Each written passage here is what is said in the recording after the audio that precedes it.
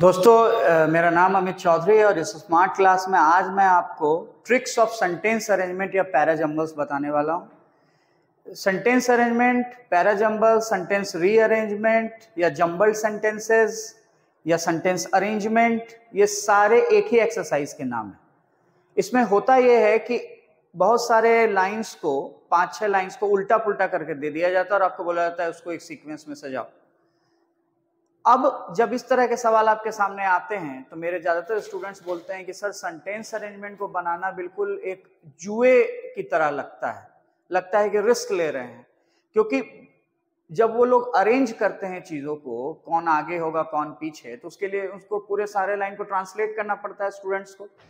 और जब वो सेंटेंसेस को ट्रांसलेट करते हैं तो मेरे स्टूडेंट्स का कहना होता है सर सीधा सीधा इंग्लिश तो समझ आता नहीं है, उल्टा पुल्टा करके दे देता है, तो कैसे समझ आएगा कौन पहले हो कौन बाद में।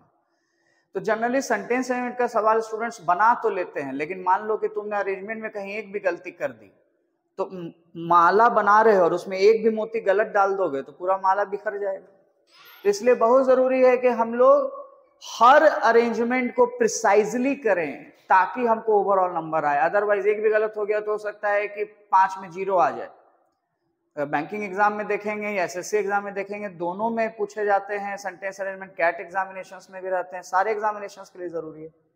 तो आज मैं जो सेंटेंस अरेंजमेंट का आपको तरीका बता रहा हूं, वो तरीका मैं आपको बस समझो कि एक बेसिक स्टेप बताऊंगा और हम लोग मेंस के लेवल के, टियर 2 के लेवल के सारे सवाल सॉल्व करने में कैपेबल हो जाएंगे बस इस बेसिक ट्रिक को देख के।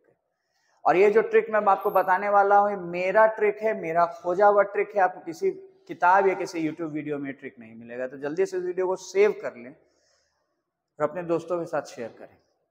सेंटेंस अरेंजमेंट को समझाने के लिए मैं एक कहानी सुनाता हूँ। एक बच्चा था 4th क्लास में और वो अपने स्कूल में था और उसके स्कूल में एक पजल दिया गया जिसमें कि बहुत सारे जो इंडिया के अलग अलग स्टेट्स थे उनको काट दिया गया। जैसे इंडिया का मैप था, उसको अलग अलग स्टेट्स वाइज अलग अलग कर दिया गया और लड़कों को दिया गया कि देखो ये अलग अलग स्टेट्स हैं, इनको तुमको जोड़कर इंडिया का पूरा मानचित्र बनाना है। पजल था, सारे स्टूडेंट्स कोशिश कर रहे थे, कोई नहीं कर पाया क्योंकि सबको पता नहीं था कि कौन सा स्टेट कहाँ लगेगा, लेकिन एक स्टूडेंट ने उसको सक्सेसफुली कर दिया। तो टीचर ने उससे पूछा कि तुमने इतना सक्सेसफुली इसको कैसे अरेंज कर दिया, क्या तुम्हें पूरा इंडिया का मैप पता है और ये भी पता है कि कौन सा स्टेट कहाँ आता है? तो उसने बोला कि नहीं मुझे नहीं पता है। तो टीचर ने पूछा तुमने कैसे बनाया? तो स्टूडेंट्स ने बोला कि मैंने इस पूरे डायग्राम को पलट दिया और आपने जो इंडिया का मैप जिस कागज पे बनाया था उसके पीछे कुछ लोगों के चेहरे बने हुए थे, तो मैंने लोगों के चेहरों को जोड़ने की कोशिश की। लोगों के चेहरों को जोड़ना आसान है, लोगों को जोड़ना आसान है, और जैसे मैंने लोगों को जोड़ा तो देश का जो मानचित्र है वो भी जुड़ गया। तो भाई ये बात तो दूसरी है और इस बात को हम देश के लोगों को जोड़ोगे तो देश भी जुड़ेगा, इस तरह की बातों से ले सकते हैं, लेकिन हम यहाँ कोई पॉलिटिकल स्टेटमेंट नहीं देना चाहते। और ऐसे भी इंडिया नाम आजकल न्यूज में पॉलिटिकल रूप से भी फेमस हो रहा है, तो हम लोग पॉलिटिकल बात यहाँ पे नहीं कर रहे हैं।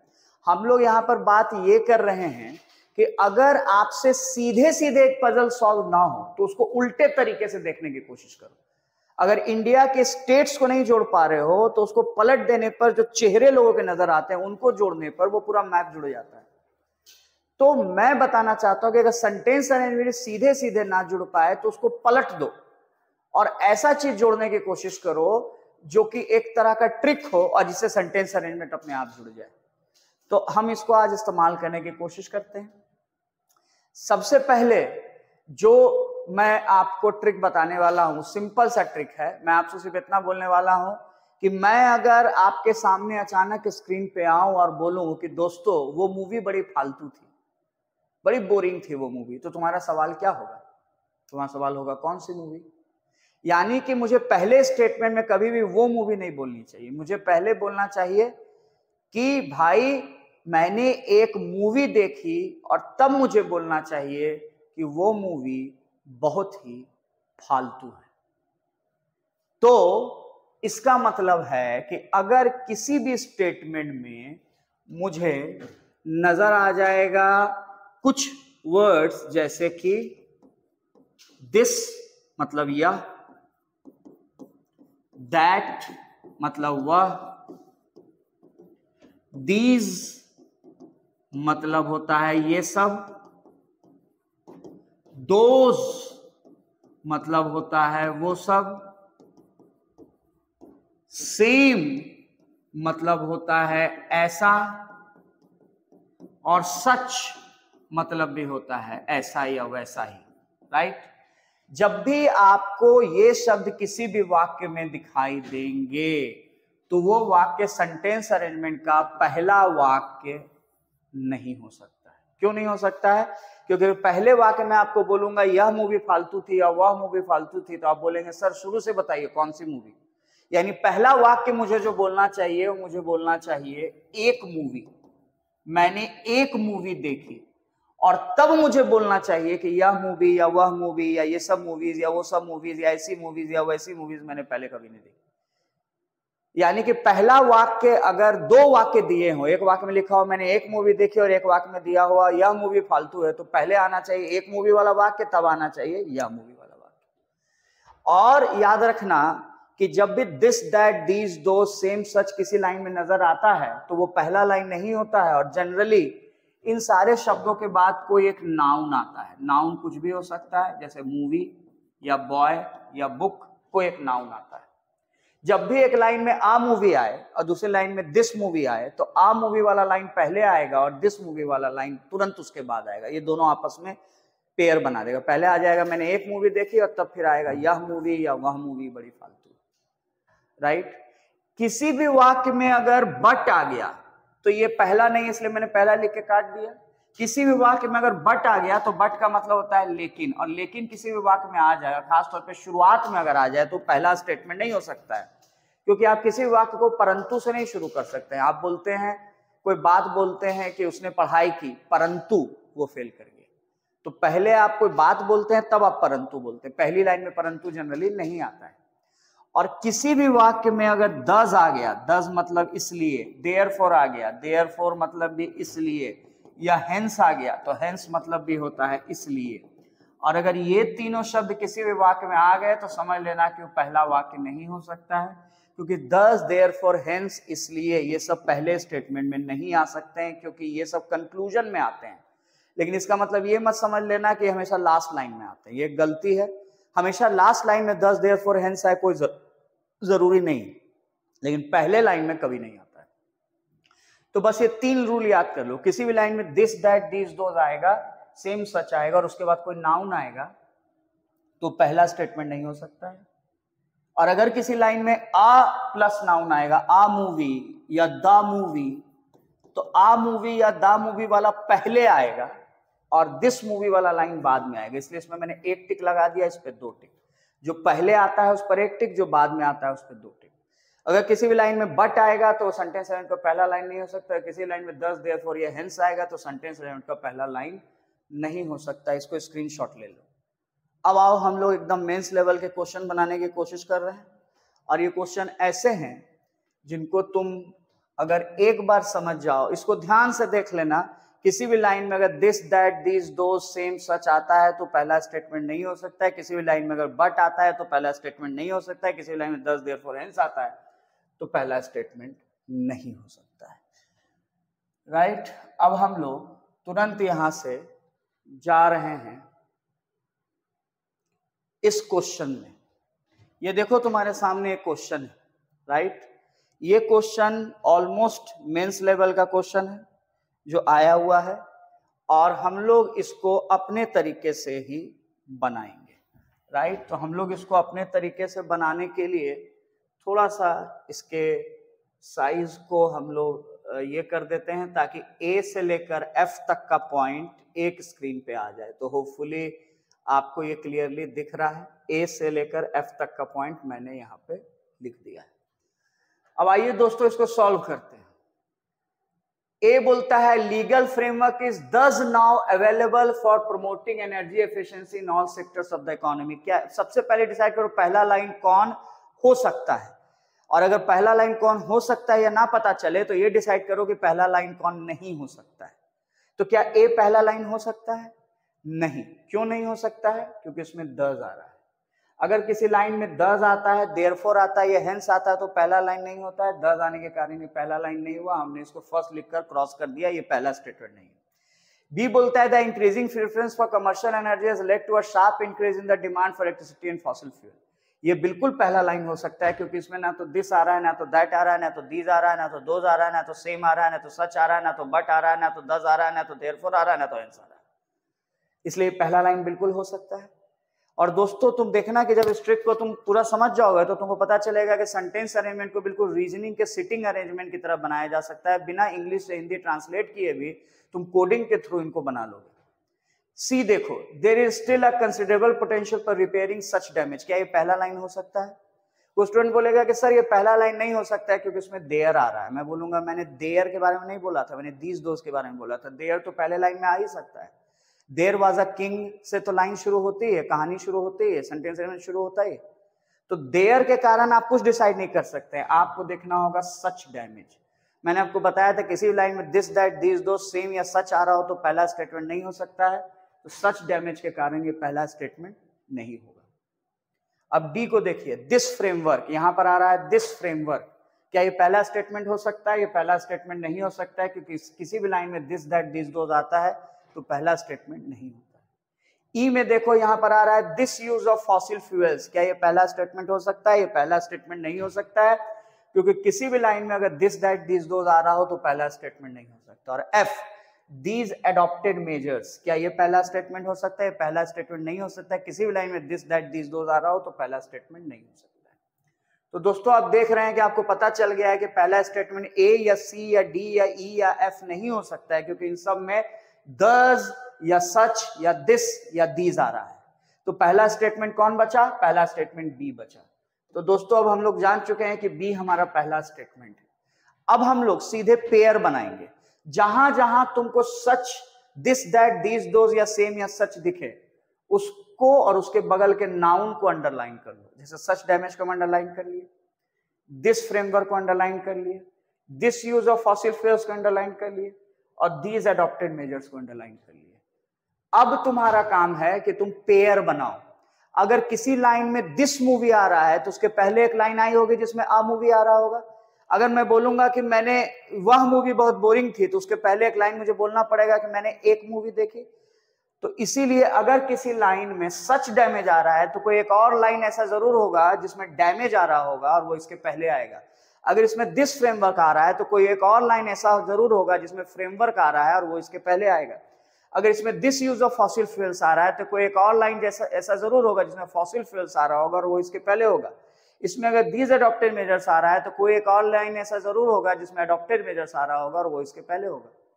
तो दोस्तों अब हम पेयर बनाना शुरू करते हैं। इसमें सच डैमेज आ रहा है तो खोजो कि क्या कोई एक और लाइन ऐसा है जिसमें डैमेज है जो इसके पहले आएगा। तो इसमें इन्वायरमेंटल डैमेज आपको मिल गया, आपको इसमें भी डैमेज मिल गया, इसमें भी डैमेज मिल गया, मतलब इन दोनों के बीच में कनेक्शन है। अब सवाल है कि सच डैमेज पहले आएगा कि इन्वायरमेंटल डैमेज पहले आएगा? ऐसी मूवी पहले आएगा कि ब्लॉकबस्टर मूवी पहले आएगा? तो पहले आएगा ब्लॉकबस्टर मूवी, तब आएगा ऐसी मूवी मैंने आज तक नहीं देखी। तो ये वाला लाइन पहले आएगा। इन्वायरमेंटल डैमेज वाला लाइन में एक टिक लगा दिया और सच डैमेज वाले लाइन में दो टिक लगा दिए। पहले इन्वायरमेंटल डैमेज आएगा कि पर्यावरण में कुछ नुकसान हुआ, तब आएगा ऐसा नुकसान आज तक नहीं हुआ था। तो इसमें पेयर बन गया, इसका काम खत्म। बस पेयर बनाते जाना है। इसमें देखो दिस फ्रेमवर्क, तो एक ऐसा लाइन और खोजो जिसमें फ्रेमवर्क आया होगा। इसमें आ रहा है अलीगल फ्रेमवर्क। तो इन दोनों लाइन के बीच में अब पेयर बन गया। अब पहले कौन आएगा? अलीगल फ्रेमवर्क आएगा कि दिस फ्रेमवर्क आएगा? तो पहले अलीगल फ्रेमवर्क आएगा, आ वाला पहले आएगा और दिस वाला हमेशा बाद में आएगा। तो उस पर 1 स्टार दे दिया, इस पर 2 स्टार दे दिया। अलीगल फ्रेमवर्क पहले, दिस फ्रेमवर्क बाद में। इसका काम खत्म हो गया। अब इसमें देखो this use of fossil fuels, fossil fuel खोजो, कहीं जरूर आ रहा होगा। तो फॉसिल फ्यूल खोजते हुए तुम यहां पे पहुंचोगे, यहां पे फॉसिल फ्यूल आ रहा है, तो इसमें भी फॉसिल फ्यूल है, इसमें भी फॉसिल फ्यूल। तो ये दोनों लाइन का पेयर बन गया। अब कोई एक पहले आएगा, कोई एक बाद आएगा। दिस वाला हमेशा बाद में आता है, तो पहले फॉसिल फ्यूल आएगा, तब this use of fossil fuel आएगा। ये 1 नंबर है तो इसका नंबर हो गया 2, और 1 टिक वाला 2 नंबर है तो 3 नंबर कौन हुआ? 2 टिक वाला ये। तो 1 2 3 मेरा सॉल्व हो गया, इसका काम खत्म हो गया। अब इसमें आ रहा है दीज एडॉप्टेड मेजर्स, तो खोजो कि कोई एक और लाइन ऐसा जरूर होगा जिसमें एडॉप्टेड या मेजर्स या मिलता जुलता कोई शब्द आ रहा हो, जिसमें मिलता जुलता आ रहा है। यहाँ पर देखो एडॉप्टिंग आ रहा है और यहाँ पर देखो मेजर्स आ रहा है। यहाँ पर एडॉप्टेड मेजर्स है या एडॉप्टिंग मेजर्स है, मिल गया मामला, यानी इन दोनों लाइन का कनेक्शन बन गया। अब सवाल है कि एडॉप्टिंग मेजर्स पहले आएगा कि दीज एडॉप्टेड मेजर्स बाद कि पहले आएगा, तो दीज वाला हमेशा बाद में आता है, इसलिए ये अगर 3 है तो ये उसके बाद आएगा। 4, ये 4 हो गया। अब 2 ही सेंटेंस बचे हैं, तो ऑब्वियसली 1 स्टार वाला पहले आएगा और 2 स्टार वाला बाद में आएगा। तो आपने बिना ट्रांसलेट किए इसको सॉल्व कर दिया। इसका सॉल्यूशन हो गया बी, ई, उसके बाद सी, और उसके बाद एफ, और उसके बाद ए, और उसके बाद डी। तो दोस्तों इस तरह के क्वेश्चंस और सॉल्यूशंस अगर आप चाहते हैं 100 गोल्डन रूल्स जैसे डॉक्यूमेंट चाहते हैं, तो प्लीज मेरे व्हाट्सएप नंबर 9771419108 977, आई रिपीट 9771419108 पे कांटेक्ट करें और हमारे कोर्सेज में एडमिशन लें। और आपको जितने डाउट्स हैं, मैं एक डाउट सेशन भी चलाता हूं, आपके जो भी डाउट्स होंगे आप एडमिशन ले सकते हैं और अपने अनगिनत डाउट्स मुझसे ऑनलाइन या ऑफलाइन क्लासेस में पूछ सकते हैं, व्हाट्सएप के थ्रू या जूम के थ्रू या कॉल के थ्रू। और इसके अलावा हम लोग स्पोकन इंग्लिश के क्लासेस भी चला रहे हैं, जिसके रिकॉर्डेड लेक्चर्स भी होंगे और लाइव सेशंस भी होंगे जूम पे, जिसपे आपको बोलने का मौका मिलेगा। और इसके अलावा फाउंडेशन की क्लासेस, टेस्ट सीरीज भी चल रही है। ये आपने सेंटेंस अरेंजमेंट देख लिया। अब हम लोग दूसरा सेंटेंस अरेंजमेंट की तरफ बढ़ रहे हैं। दोस्तों ध्यान दीजिएगा, हम लोग इसी टेक्निक से दूसरा सेंटेंस अरेंजमेंट भी बनाएंगे। हम लोग सेकेंड सेंटेंस अरेंजमेंट पर पहुंच गए हैं।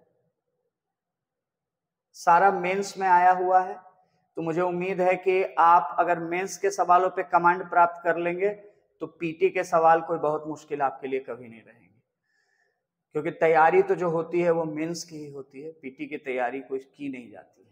तो दोस्तों देखिए, अब आप मेरे साथ हैं इस सेकेंड क्वेश्चन में, पढ़िएगा जरा इसको और सॉल्व करने की कोशिश कीजिएगा। राइट,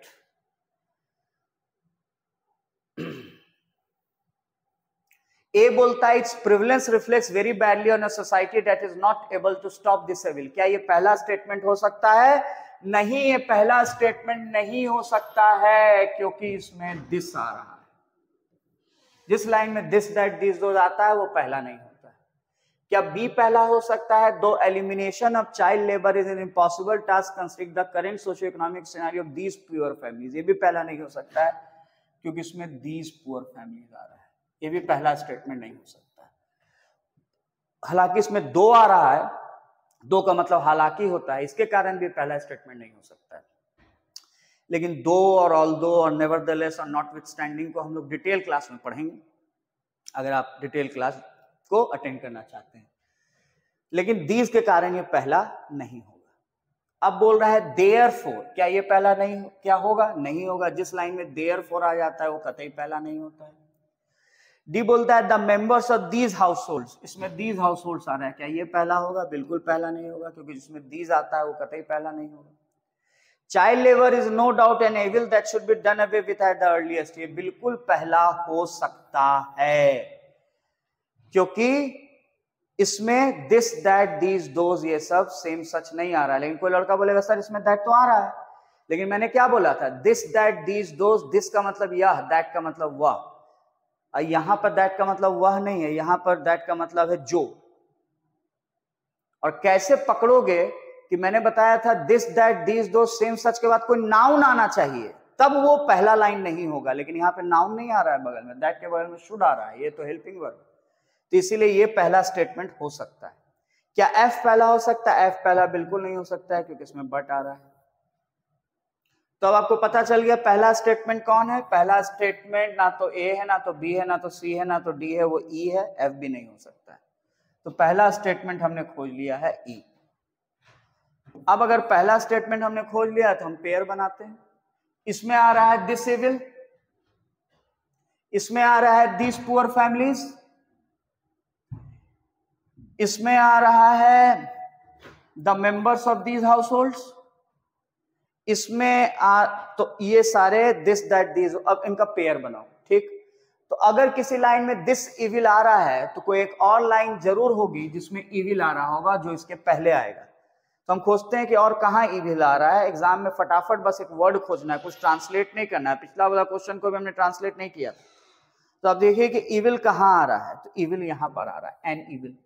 इसका पीडीएफ भी आपको व्हाट्सएप पर मुझसे मांगेंगे, मिल जाएगा, या फिर यूट्यूब के कमेंट में अपलोडेड रहेगा। तो इसमें दिस इविल आ रहा है और इसमें आ रहा है एन इविल। तो दिस इविल और एन इविल के बीच में एक कनेक्शन है, और दिस इविल और एन इविल के बीच में कनेक्शन है। तो कौन पहले आएगा? एन इविल पहले आएगा, दिस इविल बाद में आएगा। तो ये पहला नंबर है, तो ये दूसरा नंबर हो गया। अब देखो दीज पुअर फैमिलीज, तो खोजो क्या और कहीं किसी लाइन में पुअर फैमिलीज आ रहा है बी को छोड़ के। तो आप देखेंगे यहां भी आ रहा है द पुअर फैमिलीज, यानी इन दोनों लाइन का कनेक्शन है। पहले कौन आएगा? पहले द पुअर फैमिलीज आएगा, तब दीज आएगा। दीज वाला हमेशा बाद में आता है। तो इस पर एक टिक लगा दिया, इस पर दो टिक लगा दिए।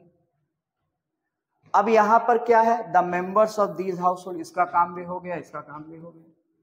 अब देखो यहां the members of these house hold, तो खोजो कि कहां पर हाउस होल्ड आ रहा है। कहीं पर तो हाउस होल्ड आ रहा होगा।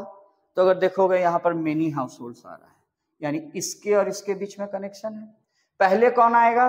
पहले मेनी हाउस होल्ड आएगा, दीज वाला हमेशा बाद में आता है। तो यानी इस पर एक स्टार और इस पे दो स्टार। ये सारा पेयर बन गया। ये पहला लाइन हुआ, ये दूसरा लाइन है। अब हमको तीसरा डिसाइड करना है। तीसरा कौन? तीसरा या तो ये हो सकता है, क्योंकि अगर ये तीसरा होगा तो ये चौथा होगा, या फिर तीसरा ये हो सकता है, क्योंकि अगर ये तीसरा होगा सिंगल स्टार वाला तो डबल स्टार वाला चौथा होगा। तो अब सिर्फ तुमको डिसाइड करना है कि तीसरा कौन, तीसरा ये या तीसरा ये। और देखो इसमें देयरफॉर है और इसमें बट है। तो खुद सोच लो कि अभी तक दो लाइन हुआ है, एक और दो, और तीसरा लाइन डिसाइड करना है। यानी तुम सेंटेंस अरेंजमेंट के भी शुरुआती में दौर में हो या बीच में हो, क्या आना चाहिए तीसरा लाइन के रूप में? देयरफॉर यानी इसलिए, या बट यानी परंतु। किसी भी कहानी में परंतु पहले आता है कि इसलिए पहले आता है? दोस्तों परंतु पहले आता है, इसलिए बाद में आता है, क्योंकि इसलिए कंक्लूजन होता है। हम बोलते हैं वो बहुत पढ़ाई करता था परंतु वो फेल कर गया, इसीलिए अब वो एग्जामिनेशन में चीटिंग करता है। तो परंतु पहले आएगा, लेकिन पहले आएगा, इसलिए बाद में आएगा। बाद में आएगा, बट के बाद देयरफॉर आएगा। इसका मतलब ही नहीं है कि देयरफॉर लास्ट लाइन में आएगा, कहीं भी आ सकता है, लेकिन बट के बाद आएगा।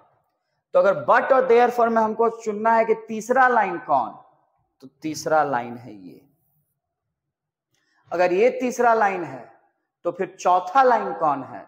तो चौथा लाइन, अगर ये तीसरा है तो ये हो गया चौथा। और अगर ये चौथा लाइन है तो पांचवा लाइन कौन है? तो ऑब्वियसली पांचवा लाइन ये। और अगर ये पांचवा लाइन है तो छठा लाइन कौन है? तो ऑब्वियसली छठा लाइन ये। तो आप देख रहे हैं कि दोस्तों ये सेंटेंस अरेंजमेंट भी हमने बिना ट्रांसलेट किए ऑलमोस्ट इसको सॉल्व कर दिया। अगर आप इसको लिखना चाहेंगे तो इसका अरेंजमेंट हो जाएगा, पहला लाइन ई है, दूसरा लाइन ए है, तीसरा लाइन एफ है, चौथा लाइन डी है, पांचवा लाइन सी है और छठा लाइन बी है। E A F D C B. अब हम लोग क्या कर रहे हैं कि अब हम लोग नेक्स्ट क्वेश्चन में बढ़ रहे हैं। तीसरा क्वेश्चन देखिएगा, आज के सेशन का ये लास्ट क्वेश्चन है।